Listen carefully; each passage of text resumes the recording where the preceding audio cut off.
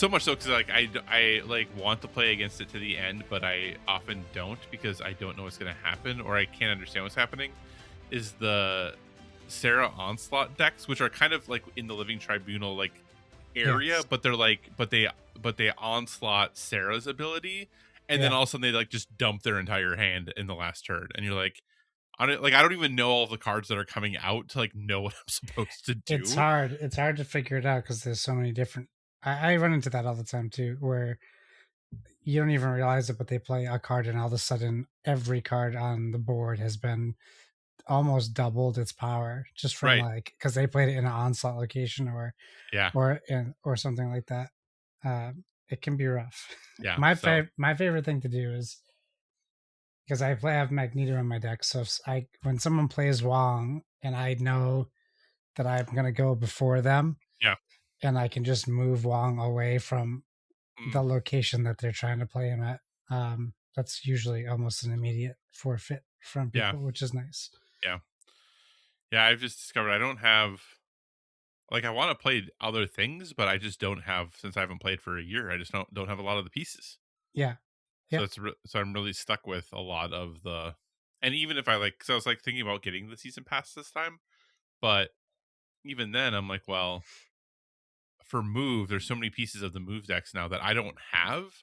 So I'm Yeah. like getting like one small part of like the new version of it, but I'm still missing like all these in between pieces. So it's like, well, keep playing Yeah. with my old decks. If it's a move season, that's definitely tough. If that's not where you're looking to Yeah, make a deck out of. yeah, for sure. But you know, Josh, Marvel Snap, digital Yeah. only game. No way to get a physical version of that game. Well, yeah, but there's like there's close games you could get. There are close games you could get. But before we jump into this, welcome to Board with Video Games, everyone. I'm Kyle Hyman. That's Josh Borboni. We're thrilled you're joining us. As always, if you have any feedback, questions, suggested topics, hit us Keep up them at to Board with yourself. No, we want to know. Hit us up at boardwithvg@gmail.com or check out all of the stuff on our Instagram, also Board with VG.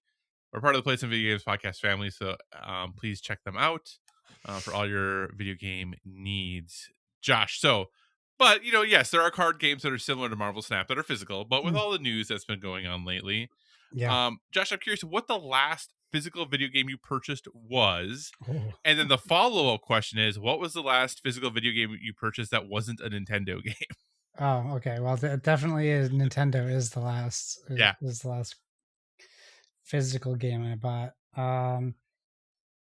I guess Darksiders Genesis is the last game Oh, I because you bought bought. that big special collector's edition. Yeah, which I bought it well after its life Right. of being a game. So I was glad I could still play it when I put the disc in. That's true. Uh, Yeah, that's very true. Yeah. that certainly could have been a different case. Um, I don't remember it was a Nintendo game. So the last physical one I bought was probably Final Fantasy VII on the Switch 2 Gotcha. remake. When was the last time that you bought Earth. a physical game for your Xbox or your PlayStation that wasn't like getting like the Darksiders Genesis like So my special edition? PlayStation's all digital version. Okay. So it would have been PS4 on that. Gotcha. So it's been a hot minute. But I don't buy physical games anymore because of what we do, because Right. of our game share. Yeah, 100%. I still am a firm believer in buying physical games, especially Nintendo ones. Yeah. For the Nintendo ones just for hold the their value so well. tradability of them. Yeah. So I'm no stranger to trading games in a GameStop. So I could probably go look next, like under my Xbox. I got a ton of Xbox games. I think probably the last one I bought was one of the Ghostbusters like 4-player game. Oh, okay. Yeah. The top down, like almost Contra style or Yeah. like Rogue Light style. Sure. Yeah, that's probably it for me. Yeah. What about you? I'm scrolling through my I haven't bought a physical Xbox game and I couldn't tell you how long. I mean, it's been forever. I'm trying to scroll through my trophies to see if I can figure out what the last physical game on this list is. What I will say is I have not purchased any PS5 games physically. Hmm. Everything has been digital. So it would have been a digital PS4. It would have been a physical PS4 game, but I don't think I've bought a P. maybe there's some random Black Friday game I got, Right. but I don't think I have purchased a physical PS4 game even. I mean, it's been since PS5 came out. Yeah. Um, like I said, unless there's a random Black Friday something that I did, and I for the longest time, uh, and I know I bought physical games after this, but I like Overwatch just stayed in my console Yeah. because I played so much digitally, and this was pre Overwatch being free to play. Like when I first bought Overwatch in 2016, which is crazy. I purchased it physically, and it didn't just basically just lived in my console because Yeah. it was a $60 box game at the time, so I bought it, and it just basically lived in there because you had a disc in to play it online. So that was in my console forever. But there was a time though where I did buy physical games pretty regularly. The one time I remember buying, and this is why I used to buy physical all the time, is when I first moved to Iowa. We had horrible internet. Our internet was so slow, and I bought Uncharted 4 digitally Mm. because I can't remember exactly why. Oh, because you could buy it, and this is actually you could buy like the digital deluxe edition, and that was supposed to get you the free DLC, which then turned into Oh, the full game. the full game thing. Yeah. So this is why I bought it digitally. I had to download it for like 2.5 days because that's how Yeah. slow our internet I was at the remember time. doing that. Yeah. Yeah, right. So like I literally would have to start these downloads, and that was why I would buy games physically more often because I didn't want to, like now if I have to like free up space on my hard drive, it's just like whatever, right? It's like 20 minutes Yeah. often, not Yeah. always, but certain games when we were gonna play Diablo or whatever it was, I was like, this game's like 170 gigabytes. Like this is Yeah. gonna take a hot second. Um, but for the most part, for most games, it does not take that long for me to just download them again. But yeah, I just with all the and this is not to say that physical video games shouldn't exist or that they should not continue to make physical. I just was really trying to think of like when the last time I truly bought a physical game was, and it's been a long time. Yeah. Huh.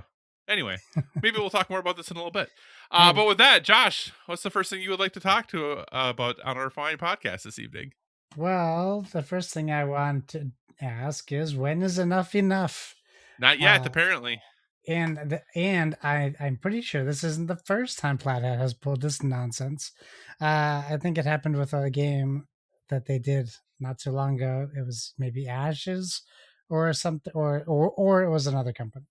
But just to then redo it later, I feel like it was Plathead. But anyways, Kyle kind of mentioned last time we were podcasting, we were kind of looking at some Kickstarter games and things like that. And he mentioned this game. I don't know if you talked about it on the show or if we were chatting about it afterwards. I think we're talking about it afterwards. I think maybe not. But yeah, so Plaid Hat put out this game called The Monolith out on Kickstarter, and as I would say, most popular games by popular companies like Plaid Hat, they hit their goal like right away, immediately. Their goal was $20,000, which I think both of us know is pretty light in the board game world. Yep. Like, why is this your goal if it's that low? And they only made it to $27,000 in the first day, to which caused Plaid Hat and the CEO Colby Douch. He was on actually Dice Tower. They were playing the Monolith. Yeah, they were. He was there, and that surprised me. So the day 2 came around, and they weren't really like making any money. Day 3 comes around, they only had 290 backers. They're only at $27,400. So they essentially killed this version of this Kickstarter for the Monolith. So funding was canceled, and I'm sure people got their money back. Yes. Yeah. In this case, they would have. And they did say that they were going to put this back out when they are done revisiting their plans and probably changing some stretch goals or lowering the bar to stretch goals. I don't know what they're going to do, but yeah, they're going to relaunch shortly after Gen Con with additional content, more pledge tiers, uh, and they're not changing the game's timeline, which is good. With manufacturing having already begun on the title, so that's so we're putting the horse before the cart in this situation, which I guess can be dangerous. But they're basically saying they would have to sell 10,000 copies in order to spread the mold cost widely enough that the retail price could be kept down. Also adding that the lead times on making plastics molds was a big motivator in starting manufacturing prior to the campaign. So there's some answers to that. So I don't know. What do you think? What do you think about a Kickstarter hitting its goal, regardless of the company? Yeah. And then canceling the project within 3 days. Yeah, I do. Part of me says, well, they're fully within the right to do this, right? They set this goal. They realized things were stagnating and they weren't going to trend the way that they thought they were going to do. So they realized it was untenable and decided to cancel. And the reason I prefer this over the alternative, right, is like they could have just taken everyone's money and then just never delivered, right? They could have done that. Now, Plaid Hat's an overall reputable company. They've delivered lots of games.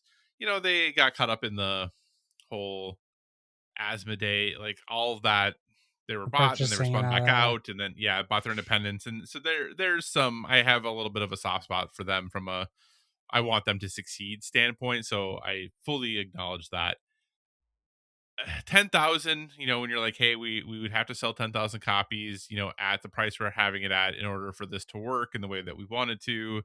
So if, you know, you're into day 2, day 3 of your Kickstarter and you're at 290 backers, I can see that being a little intimidating of like, oh shoot, what are we going to do? Yeah. Now, to be clear, they're not saying that they need 10,000 people to back the game because this game is already going to retail. And that's part of what they said was kind of the problem, right? Is like, well, if you're a backer, if you can just get the game at retail, what's the incentive to back, right? If there's nothing different, there's no incentive. There was really nothing other than you could get like art. There was really nothing. There was no special components. There was no special pieces. There was no like cool first player marker. There was nothing to motivate someone. It kind of was like a glorified pre-order, basically. Right. It's like, well, if I can pre-order it or I can wait for reviews and then buy it the day it comes out at the store for the same price, and actually I wouldn't have to pay shipping then. Yeah. Yep. Why would I back this thing? So that's the weird position I think that they're in. They might have been more successful had they just done this like a pre-order on their site, like a la like Stonemeyer, who like when they start printing their games, or actually for them, I think it's when their games get on the ship is usually when they start taking pre-orders. Yeah, because they have a quick turnaround on those. Yep. So they're pretty quick. So unlike Simon with Metal Gear Solid. And who has laid off more people. But so it's kind of this weird. I'm glad that they canceled it rather than took all the money and then saw what they could do, right? So I am glad there, but it is a weird thing of there needs to be some more. I don't want, maybe accountability is the right word, maybe it's not accountability. So I'll use accountability for now. Of like your goal needs to be like your goal, right? Like your goal shouldn't be you know, like, well, half of what we need or a quarter of what we need. Like it should be like what you need, right? Like that should be what the goal is. And and I know I'm sure there's a lot of marketing reasons and yada yada about why they shouldn't or can't do that. But like, man, if you're like, hey, we've gotten $7,000, almost $8,000 more than our goal was, but now that's not enough. We need to start over. It's like, what are we doing here? What's even going on? But so as a small aside that is related to this from a Kickstarter situation, my longest outstanding Kickstarter right now that I have not gotten yet is the game Chai Tea for Two. Yeah. That game was, have you heard the saga of this game? No, I know a little bit of it, but probably not. So this game was supposed to deliver in like 2021, 2022, something like that. I still don't have it. We would go, like, we being the backers of this game, and it backed very well, had a high number of backers, made a lot of money. We would go like sometimes a year without getting an update. And the most recent, so Crazy. we've gotten 2 updates this year, if I recall, both saying games were ready to ship, that they have the games and they're ready to ship. Yeah. Okay. Now, here's the crazy thing. There are people who have the game, Josh, but they're people who have bought the game from the company's booth at conventions. Oof. I don't know. Some backers in Canada who have been able to go do pickup have them, but no one else has them yet. So Oh, they're no. selling the game to people at conventions, but people who backed the game 5 years ago, who paid them money already, still don't have their games. Wow, wow, wow, wow. And they just go completely silent. Like they just don't. They give no updates, and then like, when they do an update, if I don't it's move, they can't see us. yeah. Like, and then when they do give an update, it's all like everything is hunky dory. We're really sorry. Here's all the tragic things that have happened in our lives since our last update. Which I don't want to minimize that life is hard and challenging things happen. Yeah. But also, you can't constantly be like, hey, give us grace because these horrible things have happened. Hey, like eventually people are gonna be like, and it's a board game, like whatever, right? Yeah. Like if you're like, hey, you're never gonna get it, suck it up, Buttercup. Just tell us we're never gonna get it, suck it up, Buttercup. Like we would probably all be like happy for the honesty at this point, right? Yeah. Like I'm out Yeah. however much money I was. I'm sure some people would be angry and sue, but I think a whole lot of the backers would be like, well, at least now I know.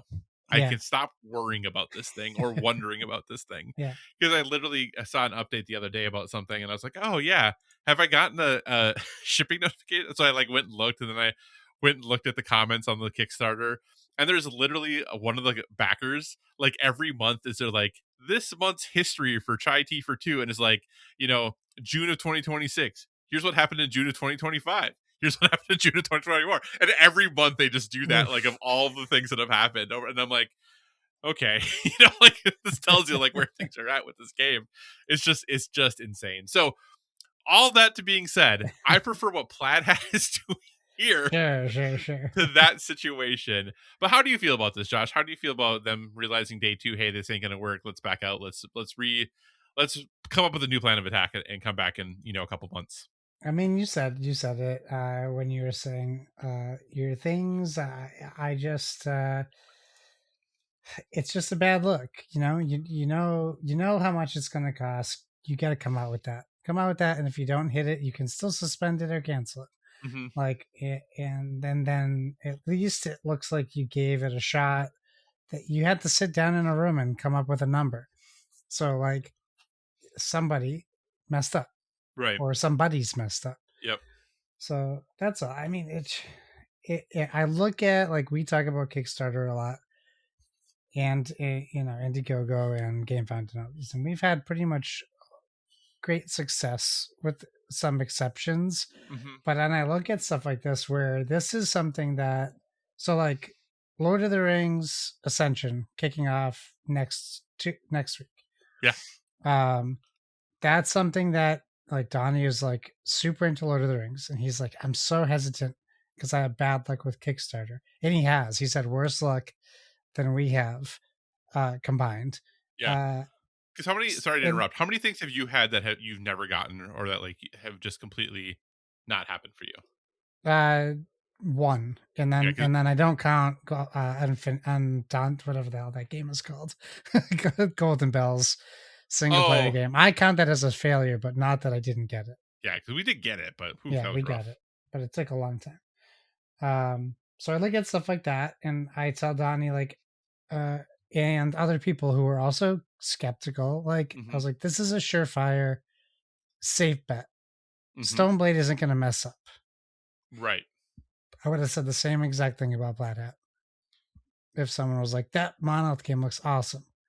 I'm not saying they're not going to make it. Obviously, we know they are, but you take someone who is looking at Kickstarter for something they're interested in. They ask the surroundings. They census the people that they know, mm-hmm. and then someone goes, I guarantee you it's a safe bet. They're not going to disappoint you like you've been disappointed before.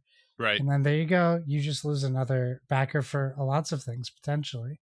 So you're not just necessarily affecting your own company. You're affecting a consumer base, right? Who feels jaded sometimes, and they don't know what's a safe back. if it was like Simon, I probably wouldn't even have talked about this as a story because Right. we're like, we get it. Simon's Yeah. bad, and we would have steered people away from their Kickstarter campaigns. Yeah. Yeah. Golden Bell, the same thing. Like we warned people about Golden Bell for months doing the podcast. Yep. Because we were going through it. So I don't like to have that associated with Flat Hat, and obviously that can't be avoided, but right. It could have been. Yeah. Yeah, I was looking back. I think I've only had 2 things that I've backed on Kickstarter that I've never gotten. One was Swapfire. Yeah, that's also mine. Yeah. my and then the other thing that I have never gotten is Chai Tea for 2. Yeah. And like I said, estimated delivery was February 2022. So that puts us at a pretty high win rate. Yeah, because I have backed 65 things on Kickstarter. I have, what do I have right now? Did I get this? Oh shoot, I don't remember if this came in or not. I think I got it. You got it. You don't know if it came in. That's the story of Kickstarter. Earth Animal Kingdom expansion. I think I have it. I think it came in. But yeah, so I have 1, 2, 3, 4. I have 5 things that are outstanding currently. Okay. Other than those 2. But then one of them was estimated delivery of May 2026, but I think it arrived in port like this week or last week. Yeah. So I should get it by the end of the month. Then it's September, October, December, February. So I backed 96. Dang, you put me to shame. I did not expect it to be that high. I didn't expect mine to be 65 even. I was like, oh wow, okay. Yeah. So and everything. I'm not waiting for anything anymore. You have nothing outstanding, eh? So you've backed way more than me, but you have not backed anything as recently as me. Yeah, no, I'm definitely in the penny pinching phase of my life. Yeah, I'm trying to be in that too. The one thing I do though is I usually ask my partner of like, hey, this is a thing. Do you want this to be part of our like board game purchase? Yeah. For the year, and then so it's not my money necessarily, it's our money. That's right. We are making this decision. Yeah. But have you seen this Defenders of Hogwarts board game? Yeah, it's too much. Oh, you think it's too expensive? No, not for what it is, but it is just too much for me to buy. Like $80. It is kind of a lot. Here's the thing that stinks. The only reason I'm interested in it is because of who it's made by. I have no idea if it's any good of a game. It looks really nice. It looks really nice. Listeners, if you don't know, the board game is by the group that did like the graphic design of like the written items in the Harry Potter film series. So like the people who made like the Marauders map and things like that, they designed a game about Harry Potter. So called Defenders of Hogwarts. It's on Kickstarter right now if you're interested. But yeah, like I said, it's just really hard to know, like, is this game any good? Yep. So it looks cool. It looks great. Yeah. But yeah, so cool. Well, Josh, what do you think? So when we talked about Monolith, for me, it was like, well, it's a 3-player game, so I'm out. Yeah. Anything that's minimum 3-player, like I just don't back. Like that's a guaranteed line. Yes. Do you think that had anything to do with how successful or non-successful I guess that's not specifically about this game in general, but do you think there are things like that play into how successful Kickstarters are in general? Certainly. I mean, you can just look at the single player market, how successful it is, and I think we don't know anybody who plays solo board games. Yeah, but they're out there. They're out there. There's a lot of them. They're crushing it. Good job, guy. Yeah, I mean, I think so. When you talked about that, actually, it opened up a different thought process for me, as I have a third player now, so I can start getting those games. Oh yeah, you do. So it has opened up for me a little bit, but yeah, I mean, it certainly has affected how we buy games. It's also how you look at games and how they're reviewed, because some board games are better at more players than they are at less players. So it also depends on what that board game is designed to do. Too many times have I bought a board game that has a forced 3 and 4 player mode, or when you're reading the instructions, it's like, skip all of this for a 2-player game. You're like, well, wait a second. I don't want to skip anything. I got this game because I want to Right. play the game, Yeah. not a shortened version of it. So, but that's like, I think that's why you see so many duo and dual games now, is they finally realize like, hey, Right. there's two different markets, Mm-hmm. and they have a big chunk of a Venn diagram where everyone is into this game. Yeah. So how do we make that popular? We make Flamecraft and Flamecraft Duel. Mm-hmm. Like, so they're really capitalizing on that aspect of the market. Yeah. Maybe they should have made a Monolith Duo, so you could just play 2 players also. Yeah. Or like Duel of Melloc, Yeah, there you go. the new Stonemeyer game, or Wingspan Pocket. I'm actually more interested in that Duel of Malak, because it's, I know it like is like in the Scythe universe, and I Yeah. don't love Scythe, but I was like, Yeah. oh, I love the look of it, so maybe Yeah. this will be for me. Yeah. Because do you know the like story around that game? No. It is basically like it's a standalone game that combines like the mechanisms of Scythe and the mechanisms of the game Expeditions. So like one person is playing from the Scythe perspective and the other Oh, place is playing from the Expeditions that's perspective. interesting. Yeah, so it's kind of like um yeah, like you in theory only need to know one of the games to be Right. able to play. And granted you Huh. can just learn the game anyway. But yeah, it's kind of an interesting melding of like taking these two game series that he has that Stonemeyer has that are pretty popular and like taking the rule sets and like melding them into like this one dual game. Yeah. Yeah, Cool. kind of neat. So cool. All right. Anything else about enough being enough? No, I think it's enough.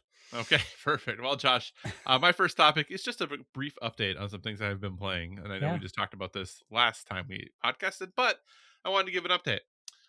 Number one, The Adventures of Elliot and His Red Hat.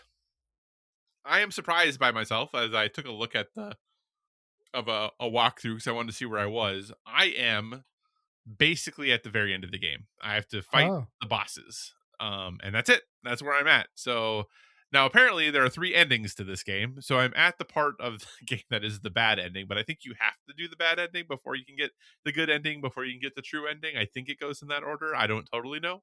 But I'm at least at the bad ending part. So Okay. I now need to make the decision as to whether I'm going to uh, continue past the bad ending because I'm at least going to finish this part.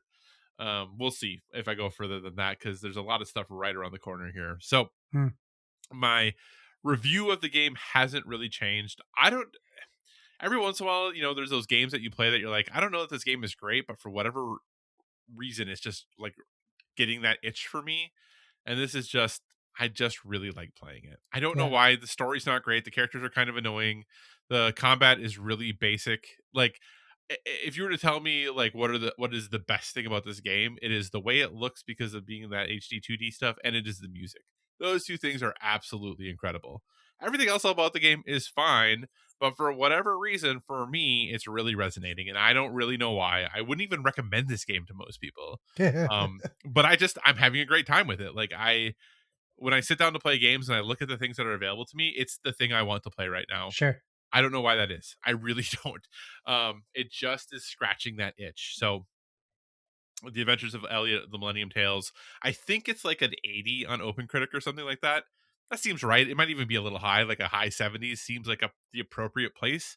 Yeah. But for whatever reason, it's just really resonating with me, and I'm really vibing with Adventures of Elliot. Nice. I have also, so we have this problem that on July 9th, in a few days here, um, both NCAA College Football and I think it's on the 9th, and Assassin's Creed Black Flag Resynced both release on the same day. Is it the 9th? Is it the 7th? I don't. I don't know. Soon. And I was like, man, both these games that I want to play are releasing. Well, I have EA Play or whatever the heck it's called, their subscription service, which means if you buy the super fancy version Oh of, no. of NCAA College Football, which I did not buy, but if you Okay. buy the super fancy version of like the MVP Plus subscription, which basically means it automatically purchases you the next installment next year, like it's basically a subscription to Commit college to football. us. Yeah. Yeah, you can also do it to Madden too. They Really? have these. But if you buy that super fancy edition, you get like a week of early access Yeah. to the game. But that also means that if you are an EA EA Play person, your 10-hour trial started when that Oh, early access started. nice, So I've nice. been playing in my early access trial basically to Cool. see if 10 hours is enough time for me in this game or not, or if I'm going to want more. Yeah. Uh, yep, it's more college football. Like, I don't know what else to say. Like, it's Sure. fun. I'm having a great time. For I watch some YouTubers and I follow like the subreddit and I follow some other like socials about this game, and there are some people who are enjoying it, some people who are really hating it. Like, I kind of feel like I am not enough in this environment. I'm too much of a casual to be able to like give really good feedback about this game, right? I'm Sure. having fun. I don't know what else I'm supposed to do. Like, sometimes do I like throw passes that I thought should be catches that aren't. Sometimes does the blocking really bad? Yeah, like it just happens. I don't know. Um Maybe there's a good reason for it. Maybe there's not a good reason for it. I'm not certain. But so far I've gotten about halfway through my trial and I'm still having fun. Good. I might be in a situation where this trial might be enough for me. We'll see. Um, but yeah, I don't know. If you have EA Play and you have your 10-hour trial, go play it a little bit. It's a pretty good time. I will say, with all of these EA games and the 2K games, man, the microtransactions, holy goodness. My gosh, you can spend so much money on these games. Whew.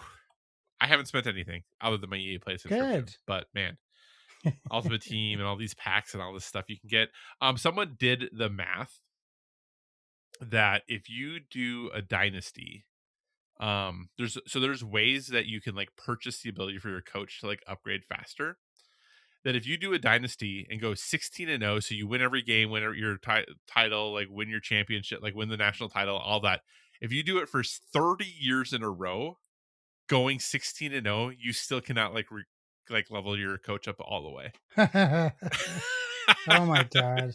That's So awful. That's a yeah, crime. so like yeah, you gotta. They definitely want you to pony up a little extra to be able to Wow. get to those things. So Oh my god. yeah. Anyway, but I'm enjoying it for what it is. Like I said, if I am not the expert in it. I am very casual, but I'm having fun playing it.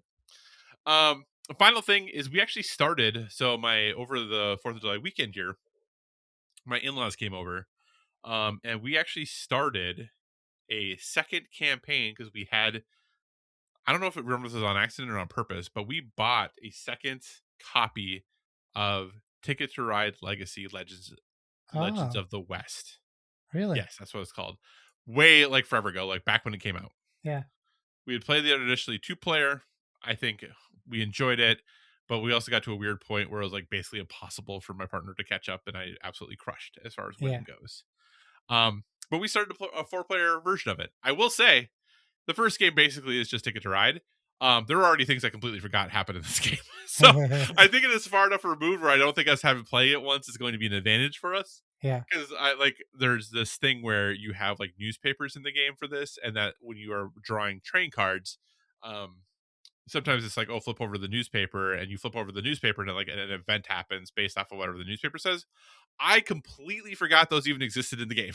So like I don't know that I'm really at any advantage. And in the first game, I finished in third place. So I don't know that I'm gonna be crushing it here. But yeah, so we started a 4-player version of it. We'll see how long it takes us to finish this. Yeah. When my partner was explaining the rules to my in-laws, she's like, okay, well, this is a legacy game, which means that the game changes and adjusts over the time we play with it. This game is set to be like take place over 12 game sessions. And my father-in-law was like, we have to play this 12 times. So we'll see if we ever get it done. But yeah, we started it. And it is a fun legacy game, but like I said, I think balance is always a challenge for these types of things. And maybe it was just our combination of things of the way that happened, but about halfway through, it was pretty clear that, by the end I was going to win, and I Yeah. definitely did. So, but still a fun time. But yeah, so we did start that. If we ever get it back to the table, or actually next time we get it back to the table, I'll let you know, and then we can check in how long it was between, 4th of July weekend to the next play. But yeah, so we did. Thanksgiving. It could be. It very well could be. But so that's what I've been playing. Like I said, not a huge update. I think in a couple weeks, so there'll be a few more games out that we'll have wanted to play. But yeah, that's kind of where I'm at on the gaming front. Josh, what's the next thing you want to chat about? Let's talk about the thing everyone loves to talk about these days. Xbox being Xbox. So Yeah.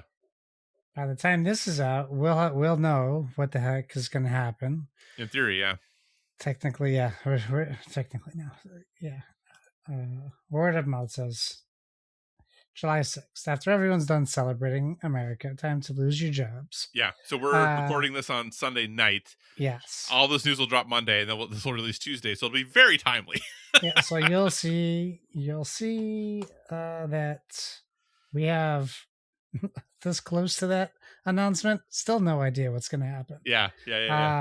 But I would just, and really, this doesn't have to be long either because we probably talked this to death in general. But last week, with the crazy rumor mill that's going on, probably maybe the craziest rumor came out very quickly. It was shut down, but yeah, it came out by people that people trust. Apparently, that Obsidian was on the line to do this whole dog and pony show, if you will, of hey, look at this game. Now, do you want to buy the studio who made it from us, please? Yeah. So you can lay them off in a year instead of us doing it.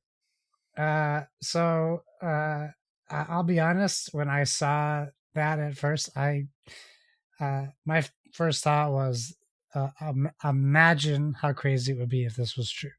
Right. Because there's like, it would have to be some pretty messed up planning inside these offices that they would consider shutting Obsidian down, or or I don't know, or anyone else. But I guess my question that I wanted to ask you, is what is it? What's it gonna take for Xbox to involuntarily shut down? Because everyone thinks Xbox is on its last breath.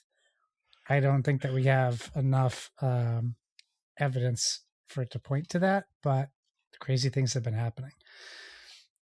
Well, I mean, one thing Xbox has going for it is that, when Xbox shoots themselves in the foot, PlayStation then smacks themselves in the face with a shovel, and then Xbox suddenly doesn't look so bad anymore. But they have been going back and forth with this for the last few years. So, one steps on a rake and then they throw the rake to the other company for them to step on it. Yeah. Efficiency. They don't want to be spending the money on multiple rakes, of course. Free rakes. Yeah, right. But what I am curious about, and it does sound like, again, when you were listening to this, dear listener, you're probably gonna be like, wow, you guys are so out of date because here are all these things that have happened. And part of me is like, I don't know, like I'm curious as to what the results are going to be, but also, like, since we knew or heard about these so early, part of this feels kind of like gross, for lack of a better word, of like, we're all like waiting to hear about what other people's fates are. Right. Like, and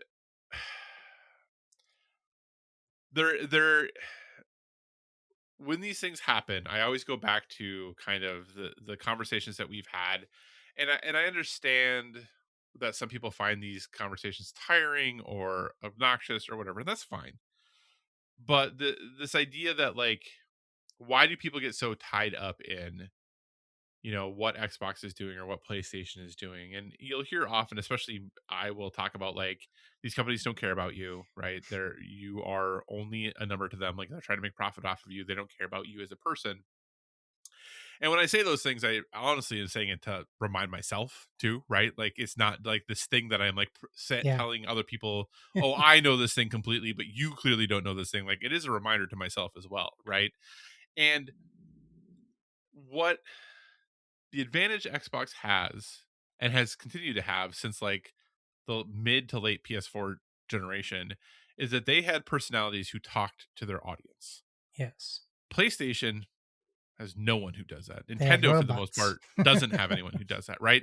So as a PlayStation person, I always joked about, well, I know that PlayStation hates me, right? Like, I just know that they do, right? Whereas Xbox fans, though, it seemed like maybe Xbox cares about you, right?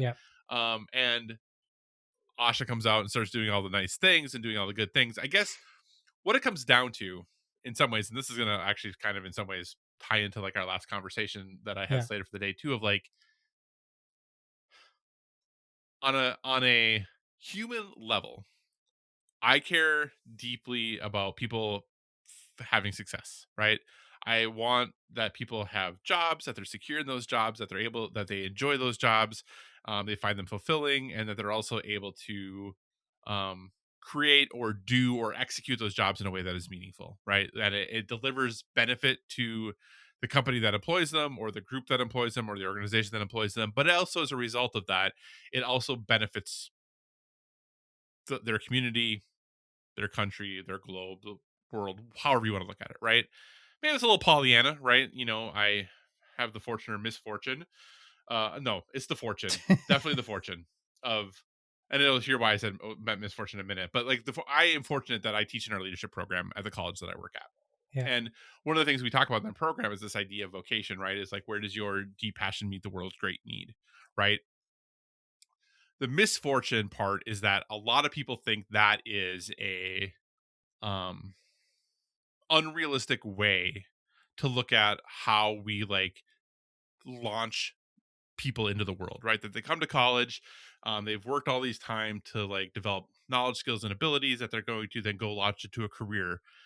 This idea of like, where does your great passion meet the world's great need? That's too like idealistic, right? Yeah. That's not the way that we do things. That's, and part of me like sees things like this with what's happening at Xbox, what's happening at PlayStation, like where people are like, hey, I feel like I can have a positive impact on the world because there's a way that I can bring art to people to help them feel things and learn things and experience things in ways that they may not have been able to do that before. But now we're just saying, well, hey, it's just a line on a budget sheet, Right. and you being here doesn't make our number go up, so we have no value for you anymore. Yeah. Yep. And that's where the unfortunate part for me is, because I do truly believe in the idea of vocation and what it means for the world, but also then it's really hard to sometimes maintain that belief when these are the types of news stories that we have all the time, right? But When you it's have a company like yeah. Obsidian, who it sounds like most of their games did not hit the metrics that they needed them to be considered quote unquote successful, right? Yeah. Maybe Ground to be the exception, but that the Outer Worlds and Avowed, Pentiment, like these games did not deliver in the way that they wanted them to. Yeah. So, truthfully, hearing that Obsidian was on the block, but then not, when I heard it, like I just wasn't surprised. Yeah. Like I was like, oh, that sucks. Like this has been a workhorse. This is like kind of, if people were like, oh, Insomniac is getting closed down, people would be like, what is PlayStation doing? That's insane. They've been the only people releasing games for them. Yeah. But also, so that hasn't happened. But also, Insomniac's had layoffs, Yep. right? So does that mean maybe Obsidian's not on the chopping block? But does that mean they're not going to have layoffs? Oh yeah. Right? Yep. So that was a long journey that Yeah. we Yeah. just went on. It's a But good that's point kind though. of like when I think about these things and when I come to these things, right? This idea of like Xbox cares about me, PlayStation cares about me. Like we get our identities wrapped up in these things because we care about them, and they Right. have brought us joy and happiness, and they've delivered to us experiences that we can really only get through gaming. And as a result, like our we tie part of our identity to those experiences that we've had, and as a result, like an attack on those experiences feels like an attack on us, right? Yeah. So if I tell you that I think Xbox sucks or Xbox is stupid, you're like, well, I'm not stupid and I like Xbox. Yep. So how can that possibly be right? How can Right? So that you must be be? saying I'm stupid that I like Xbox. It's like, no, Yeah. that's not what I'm saying at all. These are separate things. And I say that again to say, like, I get, caught up in that too, right? Like thinking about Spider-Man 2, for instance, right? Like the game that was like so fun, it was hard to say it was a good game because it was just so much fun. Right? Yeah. Like if somebody's like, well, that game sucked, I'd be like, well, how can you possibly say that game sucked? Like, what do you mean that game? Like, how's that possible? Right? Because Yeah. suddenly I'm like, well, I thought it was amazing. What's So if wrong with you think me? it sucks, like, what are you Yeah. saying about me? Right? Like, Yeah. so I do feel like we get into that sometimes, but yeah, that was a long journey. I think personally, I man, I'm kind of over all this stuff. I'm over Xbox. I'm over PlayStation. Yeah. I'm like, man, maybe I just sell all that stuff. I buy a Switch 2 and I take my PC and I become a happy hermit. And it is interesting because we're gonna get into some other stuff too that people talked about, like with PlayStation now, like kicking physical games to the curb. They're like, this is why PC matters. And it's something like 70% of the PC games that are released are only on Steam. And PCs don't even come with disk drives anymore. Right. You have to buy one and install it. Yeah. And yes, it's true that you have multiple shops that you can go through, but Yeah. still over 70% of video games that are released on PC are still only released on Steam. Yeah. So it's Yeah. like, yeah, you have some other options, but it's not like and it's better than what the closed, um, wow, the walled garden. What am I thinking of? Closed ecosystems. There we go. Oh, It's better than the closed ecosystems of consoles, but like, it's still not perfect. It's not like this idyllic garden that we all get to go no. frolic in. But yeah. Anyway, Josh, sorry, I got way off. I went all over the place No. there. I actually think what you talked about also like leads into what we'll talk about later too. Is like you said, um, thinking about people as numbers, and we have such a distaste for that as a consumer, Right. but that's because we're those numbers. There's also people Yeah. who are not the numbers. There are the people who Mm-hmm. are who will lose their job if they don't control the numbers. Yep. And that's a tough spot too. I'm not saying feel bad for CEOs or all these people, Right. but we're numbers because that's how the system works, Mm-hmm. and they'll never know who we are. Right. And that's better for them, and it's probably better for their company. Yeah. And Sony just came out this week and just flat out just so last week and just was like, yeah, we're just planning on monetizing our consumers better, Yeah. like flat in everyone's face. And you're like, yeah, well, you have to accept that. It's out there. It's a quote. It's quoted. Yeah. You're a number to us. Okay, great. I appreciate the honesty. Yeah. That's where the flip for Microsoft happens, because you hit the nail on the head. Microsoft made them feel like they cared about you and assured you that Sony didn't care about you. Mm-hmm. And there was a lot of facts to back up both sides of that at different points in like this generation of console. Mm-hmm. I can't, like, it's hard to look back a year ago where they laid off 9,000 people. Yeah. After just acquiring Activision, Blizzard, King, all that, and that other tired, dragged the beaten dead horse through the mud for months because we were just so sick of hearing it. And I agree with you. I'm like so on the fence with Microsoft right now. But thinking about my question on this is like, I don't know if there's necessarily something that they could do to push me off. I think I've just accepted that it's not in my future. Sure. So I have my Xbox. Yeah. It's my Series X. Mm-hmm. I'm going to keep it as long as I can. Mm-hmm. I don't think I'll invest in Helix. I don't know about PS6, but I kind of agree with you. Like, I could be pretty happy with a Switch and a Steam machine or a Steam Deck, or my Steam PC. And I think also part of that is we're lucky because we get to pretty much experience every game on the market. Mm-hmm. And I think it's just time to, for me, to kind of let go of that. Okay, I guess I'm not going to play fill in the blank game because it's on a platform I don't have or that I don't want to have. So yeah, for me, I don't know. I think if they shut down like 343, I'd be very surprised and think that was hilarious, but also horrible. Because what a move that would be. Or if they shut down Rare, I think Rare getting shut down would be a huge, like, a red alarm for the lifespan of Microsoft. Yeah, I do wonder what is, because obviously we've heard about the Ninja Theories and the Double Fines and that some of these more boutique studios are probably going to be in pretty tough positions. Yeah.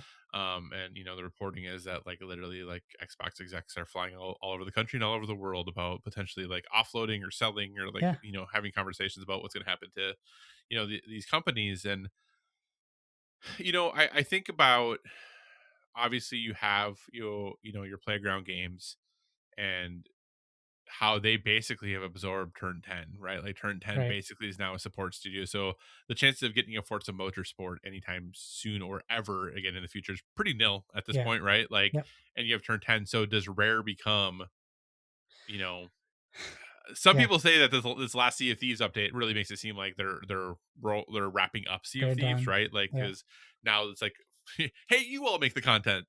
But does it become like a Sea of Thieves support studio? Does it Right. become, and that's like all that it is? Like, it gets downsized like small enough that that's just what it's doing.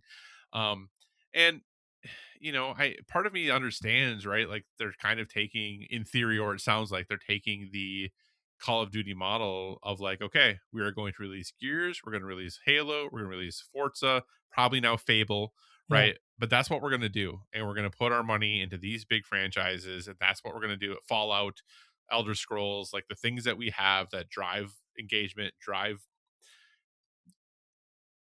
for whatever we can say, or whatever anybody wants to say about the Bethesda acquisition, the Activision acquisition, the role, Phil's role, whatever. The fact that there hasn't been an Elder Scrolls or a new Fallout, like Fallout 76, sure, but like a Yeah. true Fallout game in how long is kind of mind blowing. Like the mismanagement that has happened simultaneously, really, at Xbox and at PlayStation Yeah. is kind of mind blowing. Like we talked about, like the rakes being thrown back and forth, but like how can, like, PlayStation has failed forward so hard. Yeah. Like they have messed up so much and they're still like dominating the generation. And it's like, how? They've made like zero good decisions. Like none. And yet they keep just like, well, it's not quite as bad as what Xbox is doing. Like that's always been it. And now when PlayStation probably is doing something that everyone's gonna be really angry at, or definitely is really angry at, Yeah. even though games have been released with like digital, like game full games not being on disc has been a thing for a long time. Not saying that Yes. that should be that way, but it's not like this is news, right? GTA was like, hey, no discs, like 2 weeks earlier or a week earlier. But like PlayStation's like, hey, we're gonna slide this information out just before Xbox is probably gonna come out and like shut down like 4 studios and lay off like 5,000 people, right? Yeah. Like it's like you're the jerks now for like a long American holiday It's weekend. a long week for them. And now, we're coming back and Xbox is gonna be like, oh but yeah, but here's what we do, and like obviously, like I said, I'm not letting PlayStation off the hook by any means. Like the mismanagement of Bungie, how the fact that Naughty Dog has not released a game on the PlayStation 5 other than a remaster of a game they already remastered. Yeah. Like, That's crazy.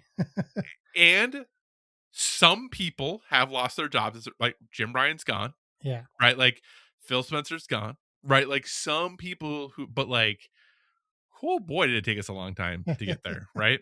Yeah. Do I think Herman Hulst has any power at PlayStation right now? I don't know.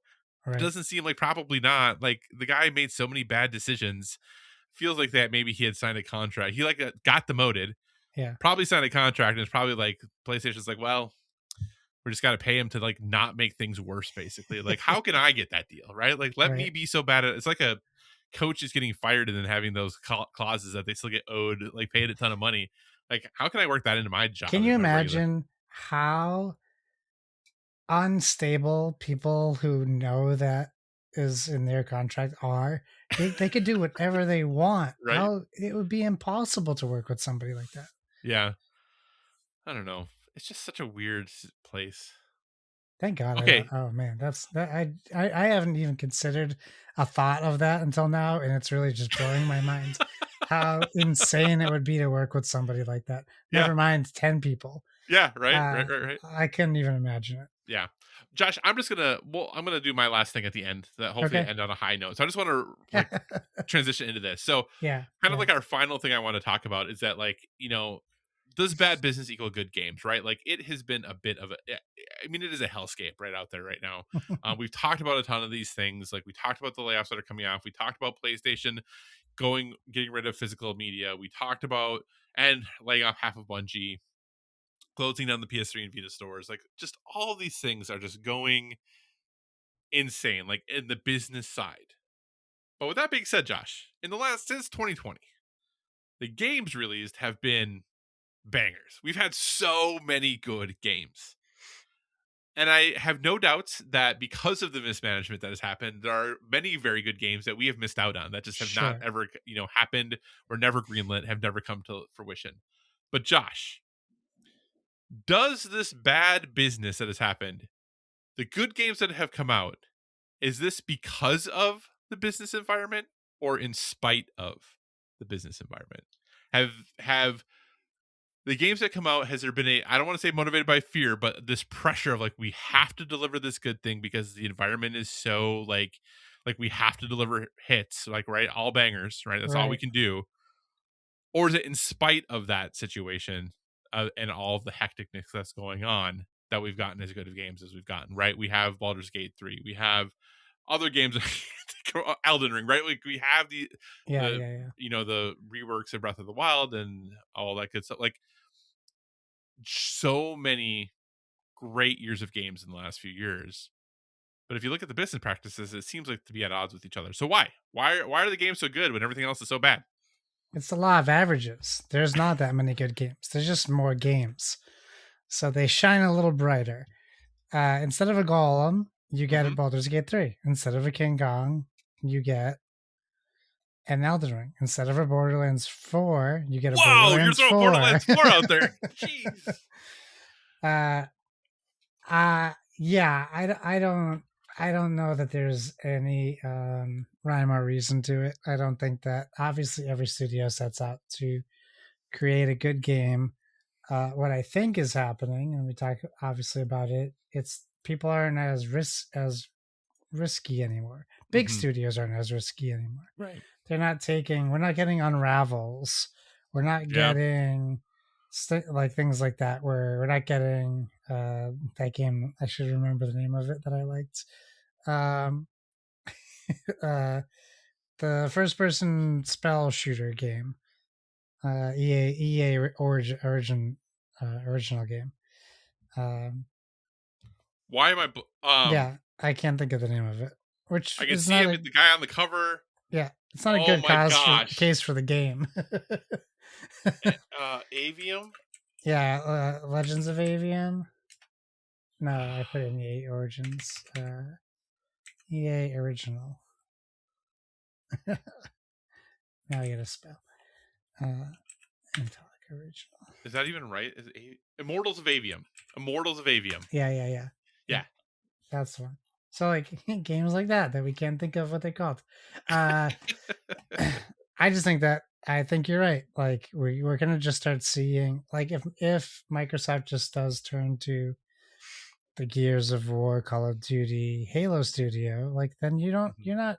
I mean, you're Xbox, sure, but you're not my Xbox. You're not my Fusion Frenzy, NFL Fever, Xbox. You're not like my Lost Odyssey Xbox. You're now this studio that shuts down. You're now this company that shuts down studios because you bought too much, or you don't have faith in your teams and your studios, so you try to sell them to somebody else. Like, I know I'm harping more on Xbox than anything else, but I don't know that they're doing anything in spite of the current business. I just think I don't know that the current business of games is that much different than it has always been. We're just more upset about it, and it's what we're dealing with now with digital media stuff and and even studio closures. This is the hey, you know that toy that's been in your room for 7 months that I keep asking if you play with it? And you say no? Well, I got rid of it today. Well, what do you mean you got rid of it? I wanted that. I play with that. That's mine. Like, we're just dealing with the fact that when we want to have something, there is a possibility we might not be able to get it. And that drives people crazy. And rightfully so, but also you're also part of the problem. Right. Like, if you wanted it, you got to commit to it to a degree. Sure. So it's so complicated though, because on the flip side, I'll take you in your college football thing. And now, do you see the value in the new college football over the already toy you already have? This one is just right. not as beat up Yeah. it doesn't have a broken arm. It has a new arm. Like, are you willing to pay more for this new one than you paid for the last one, Yeah. potentially? That works just as good. It doesn't even have a broken arm. It has, it's pristine. So there's too many nuances to it for it to be, I think, just to be either in spite of or because of. Mm-hmm. There's just too much. There's just too much. Yeah. And I think you can like look at like this the eShop for examples of Sure. like what that is. Even the PlayStation store has gotten pretty bad with like I guess slop isn't the word because I know we now associate that with AI, but Well, some of it with is slop the for sure. bargain binization of the PlayStation store, Microsoft isn't free of that either, but I don't see it as much using all three like sources. Yeah. Well, it's because people don't buy games on Xbox, so why That's would you? true. They don't need, they can't even buy the consoles. How are they going to buy games for? PlayStation did recently, and this is not like a defending of them. They did recently like one of the really bad, a couple of the really bad publishers who did like just shoveled those games out. They did actually just remove like 1,000 of their games It's from not the even PlayStation Store. PlayStation's fault. Like they want you to buy games Oh on yeah, their service, so like I get it, but that's the money part, right? That's the yeah, gimme, gimme, gimme. yeah. That's the ugliness of it. Right. Or the fact that like my son can be on the my eShop, and if I don't have a parental setting on Yeah, eShop games, he could stumble across gross stuff. yeah. So that part is weird, but that's my thing is like that's the law of averages. We have all these good games because they're easy, they stand out, Mm-hmm. and they're from consistently good publishers for the most Yeah. part. We'll see where Control Resonant lands, but um, yeah, I think I guess they're because of the current business of games, because the current business of games is give us more money. Yeah. Now these games are going to shine a little bit brighter, Right. regardless of how awesome they already were Yeah. or are. Yeah. I. It is challenging because I do think that you know broken clocks right twice a day type of a situation. Yeah, That in some ways the how good of the games that we're getting are both because of and in spite of the situation that's currently going on. If you look at, I think the most standout games that have happened in the last, since 2020, most of them have come from non-first party studios, yeah, right? that's true. There are a few first party ones in there for sure, right? Like, not denying that by any means. But when you look at, your Elden Rings and your Baldur's Gate 3s and those that are really and the number of indies that have really kind of let the lighted lit there we go, lit the world on fire. um they're not, your PlayStations, your Xboxes, your Nintendos. Now Nintendo is a weird one in the sense that they still just do weird stuff, right? Like Yeah, Xbox was trying to do weird stuff and let their studios do weird stuff, but now it sounds like they're not going to be letting that happen. And right. PlayStation stopped letting that happen unless your weird stuff was a, games as a service. And Or then they you're a just shut you down legendary halfway into making it. Japanese game Yeah. game game designer. Yeah.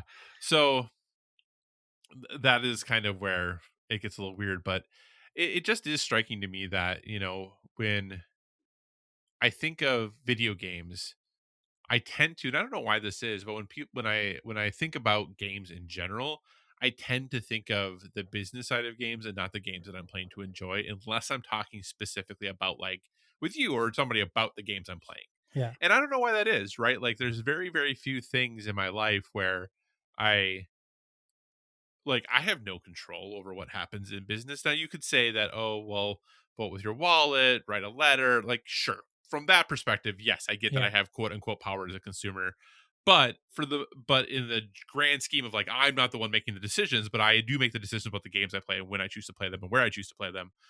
Those decisions I do make. So it is curious to me that I think more about other things than those things, right? Like I don't think yeah, about like the games that I'm playing right now and I'm like, hey, Josh, what are we going to podcast about like talking about the games we're playing is like a thing we choose to do, not the thing that we automatically do. Correct. Right? Like we automatically talk about all these other things that are happening and swirling and going around because in some ways, right? Like how much can you say about the Adventures of Elliot? How many different perspectives could there truly be on that game? Now, in theory, all of our perspectives are unique, but do I have something drastically different to contribute to that conversation than any other person who's reviewing or playing that game is? Yeah.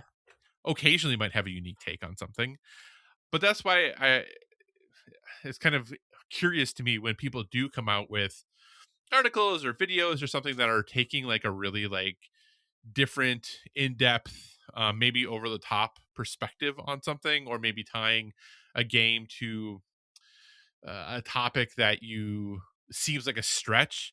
Sometimes people are like, oh, like this is like you're working too hard, like why are you doing this, like why are you looking for a problem that isn't there? And it's like, well, you're just trying to have a unique perspective on something, right? Because you can get the same perspective like from your IGNs and your GameSpots and like all of these, like you can go read the same copy over and over and like you're good to go, right? So I don't know, I appreciate, even if I disagree with the take or think the take is a stretch, I appreciate that they're trying. And I think tying this all back, then that's where I think games have gotten, in a lot of ways, the PlayStations and the Xboxes of the world are kind of becoming the IGNs and the GameSpots in the sense of like you basically know what you're going to get, right? Like you are really like, and that's not a knock on the people who work there, right? That's not that they don't have artistic integrity or that they don't have the ability to like write meaningful, thought-provoking pieces, but there's just this level of polish to them that you're like, well, that's just not that interesting, right? Like I've seen or I've heard something very similar to that before. Whereas when you go to the indie world and you go to these other places, you're like, hey, you have a take, you have a perspective, you have a vision for the thing that you're doing that even if it's not great, it's still something I haven't really experienced before. So I'm kind of more interested in it. I might not like it in the end, but I'm more interested in engaging with it because I don't know what it's going to be. Right. I think of the game Rat Shaker, right? Like that game was so bad. But I finished it. I platinumed it, right? Because I was like, I don't know, this is really quirky. This is really weird. Yeah. I've never played a game exactly where I'm like shaking a rat while I'm walking around the haunted house. Like, this is super weird. But yeah, we're just in such an interesting time of games because it is, and I think the same is true with other forms of entertainment too. I think you can say the same for movies, right? Like when you look at, and I don't want to spoil maybe what you're going to be talking about in the future, but when you look at the superhero genre of movies, right? Like they all just kind of feel the same. That doesn't mean they're bad, right? But it means like, oh, I feel like we've kind of done this before, so I kind of know what I'm getting. So it's like, okay, well, maybe I'm interested, but also, I don't know. I'm like, maybe I'm not, and maybe that's wrong because I haven't seen it. It could be totally different, but I just feel like we're getting to that, and it seems like, especially like if we look at the box office this year, maybe society is telling us they want something different for the things that are being really successful. But in games, that different thing is a thing I think a lot of us don't want because or I shouldn't say us olds, whatever. We got to figure. I guess we got to figure out a name for old gamers that's kind of like hipsters. Olds, I don't like olds. So I know, but like it's kind of like we're like hipsters, right? Like, well, this band was better when nobody knew about them, like right? Yes. Like I feel like we're like, well, Roblox can't be cool because I don't like it and I don't get it, so it can't be cool, right? Like, and Roblox does great. Right? Roblox makes money hand over fist. But for whatever reason, we're like, nah. Yeah. It's the TikTok of video games. Yeah. So, I don't know. I don't really know what that conversation was meant to be about, but hopefully people found it at least somewhat engaging and thoughtful. But to end on a slightly happier note, Josh, but at least for now, maybe the studio won't exist when you hear this. Who knows? But Sea of Thieves is getting a movie. Yeah. So Xbox, like PlayStation, has decided I was going all in on like multimedia for their games now. Like they are committed. And for reasons I can't explain, I've been thinking a lot about pirates lately. Yeah. Pirate books, pirate movies, pirate whatever. Like I've just had pirates on the mind. Maybe it's because of the AC4 remaster. I don't know. But Josh, I'm really struggling to figure out like how, like what's the Sea of Thieves movie that isn't just the Pirates of the Caribbean movie, basically. Right. That's the big problem. Yeah. So Josh, I want to know if you if they opened it up and they're like, hey, we want to pitch for a Sea of Thieves movie. If we take your pitch, we'll give you a credit for like inspired by or whatever. Yeah. What's your pitch, Josh? What is your Sea of Thieves movie?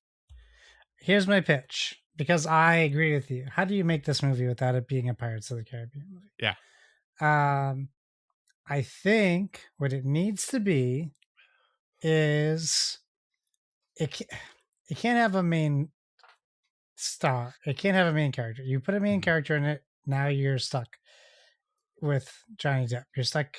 Yeah. Jack Sparrow. So Yeah. you can't do that. So you have to come to the story from like a Seventh Samurai or Untouchables or Tombstone kind of thing. Sure. Where it's established characters, you meet them all individually, and you have to find a way for them to come together for a common cause. However, because it's pirates and it's Sea of Thieves, they don't necessarily have to have a common cause. And my thought is like, pirate ship, not yet. We start on a prison boat. Ooh. It's just all prisoners. Think like Con Air. And this is a pirates movie. They don't have to be good pirates, right? Yeah. So you get a bunch of bad people on a boat. Something happens. They're able to get off. They're able to take it. They're able to like have mutiny on the boat, and they find this old book or map that when they look at it, it looks blank and blah blah blah, like the Sea of Thieves story content. And then they find this map that's leading them somewhere else into the ocean, and they decide each one of them is planning to kill the other person once they find the treasure. Some people make alliances like a Survivor-esque kind of thing. Sure. They get to go to the pirate town, not like Tortuga, but something like this has to be more fantastical with spirits and ghosts and all that kind of stuff. So I think lean a little bit more towards like Pirates of the Caribbean meets Haunted Mansion. Okay, know? Sure, yeah. Because part of Sea of Thieves is like the whimsy and the kind of crazy things you see in the world, and parts of it there's like a lot of interactions with animals. So you need to get some like shark attacks and not talking monkeys, just monkeys and shit like that in there. I just swear, this is the first time I swear on our podcast in like years. Stuff like that. That's what I think. You can't put a lead in this movie. It has to be a shared thing. So it's an ensemble. Thank you. That's the better word to say than a shared thing. Okay. Nice big Oceans of Oceans. No, Jack, that was my pitch. Oh, was it your pitch? Ocean's 11 on the ocean. But yeah, because I mean, in some ways similar in the sense. Originally, I was thinking of like, oh, you start as like this, like kid who works at the pirate bar that all the pirates come to, and you hear about this thing, and then like Will Turner. Yeah, like no, not in that sense, but like much more that you're older, you're not like a weaponsmith, like you have some credibility, you have some agency, right? You are able to go do things. You have a boat, you can go do some stuff, whatever. But then I came to I think like an Ocean's 11 of like collecting of all of the people to like go do the heist on the sea or at an island or whatever. That to me is the pitch. It is an ensemble cast. It is broad and rompous, and then you can have the moments of humor. You can have some animal stuff. Like you can have all this stuff. But like I was kind of thinking like Ocean's 11 / Fast and the Furious, but on the ocean, right? Like you're going out. I also was thinking Fast and the Furious a little bit. Yeah. Because I don't know how else you really do it, right? Because and even those like I think would skirt very close to a Pirates, because Pirates is kind of flirts with those things a little bit. But I do think that's your best opportunity to have something that is going to match the tone of the experience of Sea of Thieves. Because as you said, not everyone, but a lot of people play Sea of Thieves for different things, for different experiences. So by bringing this ensemble together, you have the highest chance of kind of representing what everyone's experience is, because the people do those like focus on those specific areas. So yeah, I would agree. I think some sort of Oceans on the ocean, I think would be a good fit for that. And you got to shoot someone out of a cannon. Yes, you absolutely have to shoot someone out of a cannon. That has to be part of it, 1000%. That's got to be part of the plot. Yes, definitely. You have to shoot someone out of a cannon. So cool. Anything else, Josh, you want to talk about game-wise this week? I've got out of Vietnam and James Bond. Am I getting closer? What did you think of the Vietnam level? It was great. It was beautiful. Just so like good. stunning. Like just the fact that I could walk through that area. Yeah. And it was so big. I was a little overwhelmed. I was like, there's so many spots that I didn't go to. Yeah. It's very cool. Yeah. I like that a lot. Are you getting closer? Yeah. Do you have still a reasonable amount to go? Yeah. Like you're not far, but you're here's I'm what waiting for the other shoe to drop. This another shoe just hanging somewhere. There is the next part of the game is for me like stuff happens really fast, like from a story progression. Yeah. But it also like doesn't mean that the game goes really fast. Right. You're like, yeah, it's a pretty dense chunk you're getting into next. So a lot more spycraft, a lot less shooty. Not necessarily. A lot, maybe just a maybe lot more. Not. So cool. Glad you're making progress. So yeah, that Vietnam level was just awesome. Yeah, it was so cool. Good. Yeah, cool. All right, Josh. Well, with that, we'll go ahead and move towards wrapping the show up and give everyone our post-game celebration, something that we would recommend to our listeners that is not necessarily gaming related. So, Josh, what would you recommend people check out? I got two recommendations. One is the World Cup. Obviously, the World Cup is going on. It is. It's happening right now. England is playing Mexico right now. That's right. 0-0. I love the World Cup. I've always loved the World Cup, and I'm not like a soccer watcher during the year, but it's essentially it's a better version of the Olympics in my mind because you can figure out the sport, and every country you want to watch is playing the same sport, and it's easy to follow. It's exciting. I'm really glad that they're calling more penalties on the flops, as you will. Because that really used to take me out of soccer a lot. They still do it every second of the game, but sometimes it's more obvious than other times, and people get penalties for that. But USA has made it the farthest it's made it since 2002. Potentially looking to increase that. Tomorrow night. So by the time you hear this, you'll know if we win or we lose. So yeah, I love the World Cup. If you're interested at all, even a little bit in soccer, or if you like hockey, guess what? It's hockey without ice. Kind of. And you'll have a better chance of understanding offsides. Yes, yeah, definitely. It's very easy to understand offsides if you know hockey. The players have a hard time understanding offsides, and sometimes the refs. The second recommendation is Supergirl. I finally got out to see this. I went to go see it with my buddies, and I was a little worried about Supergirl because I mean, all the trailers make it look like Guardians of the Galaxy. And it is not that. It is very much similar Guardians of the Galaxy vibes. What I do like about it is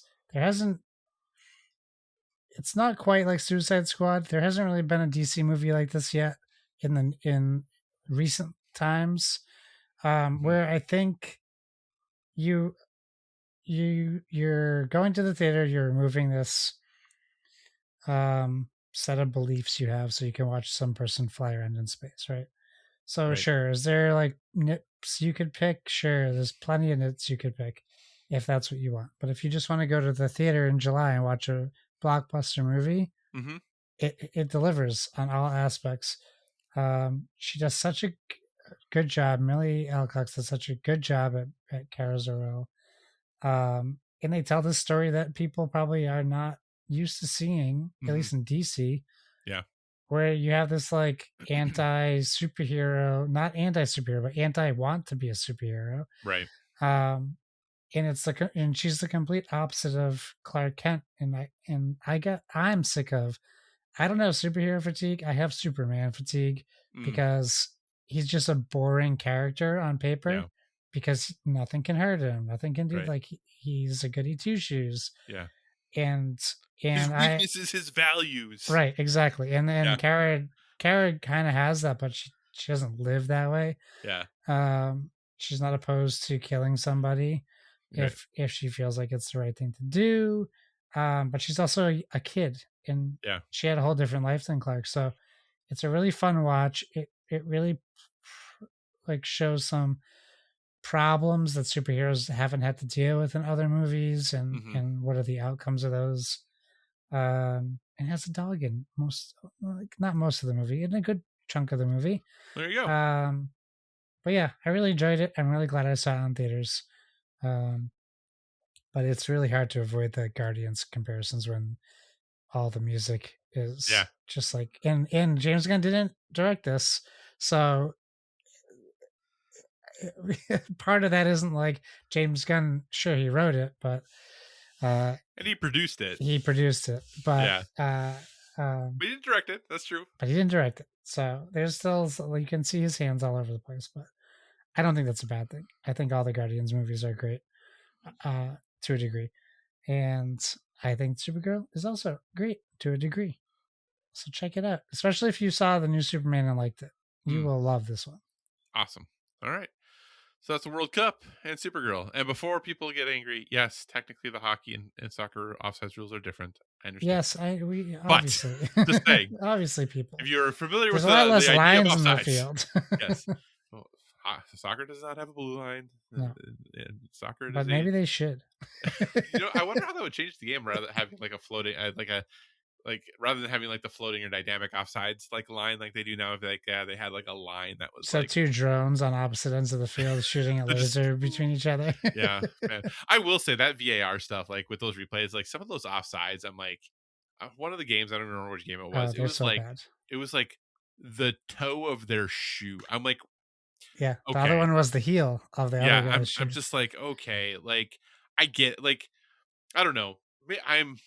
Part of me loves, again, this is gonna be old man yelling at cloud stuff, but like something about human error in that referees being part of the game is just something that, like, I don't know. I appreciate. Like, I just like that about sports. Like, I think that you are competing against the other people against you. Yes, like they should make the best human judgment they can, but like how technical this has all gotten, I guess, yes, it is the quote unquote right call, but I don't know, something about it just, I don't love it all. You lose the human element a little bit. I think, I think, but speaking of sports, another sport that I very much love that happens each summer, the Tour de France has begun. So stage 2 was today on Sunday. So by the time you listen to this on Tuesday, we'll be on stage 4. The Grand Depart was in Spain. So they're in Spain for the first 2.5 stages. Stage 3 on tomorrow, Monday, will start in Spain, but end in France. And then they're in France for the rest of it. The Tour de France is one of the cooler things because there's so much about cycling that if you just don't really ever watch cycling, even more than soccer, like you just don't totally understand. Like it is a completely a team sport. Like, yes, one person wins, quote unquote, but they only win because of all the other people on their team. The role, like all the other people on the team have their roles. Each team on the Tour de France is comprised of 8 riders. There are some teams who are there who know they have no chance of winning. Yeah. They just know that from the start. So they have different goals. Like maybe it's winning a certain stage or a very specific stage. There are people who are like, sprinters who know that there's really only 5 stages that they probably have any chance of winning. And then there are some stages that they have to just finish within the time cutoff so that they don't get kicked out of the race. Right? Like on the stage today, for instance, it's really hot in Europe right now. Like they're racing, like doing these, really, really long 3, 4, 5 hour races in mid 90s, low 100 temperatures. But like there are domestiques who are there to support like the riders who are going for, who could potentially win, who are like giving up their water bottles, like spraying down like the people who are like have the chance of winning, so that they don't like, because they might not they might be out of water or whatever it is, like, right. Like they're literally sacrificing their ability to be successful for them to like launch their team leader to victory. So it's just such an interesting sport. And yes, it has a sordid past. Yes, doping was a huge part of it in the thousands and early tens. I think for the most part that's been taken care of. Yeah. Who knows truly, right? For how clean any sport is. But it seems like from the current testing protocols and things that for the most part that they are very, like, they have passports, that they are tested regularly, that they have to start very, very early. So if there's so they are tested against basically themselves, and whether or not they have things outside of their typical ranges and stuff like that. But it's on Peacock. So yeah, it does, since it is in France, like tomorrow the coverage starts at 5:30 a.m. Eastern, 5:30 a.m. Central, 5:30 a.m. Eastern, something like that. But it's usually in the morning. They're done by Central Time by 10, between 10 and 11 is usually when each stage ends. So I like, especially when I go to work, I just have it on in the background at work, and have it going.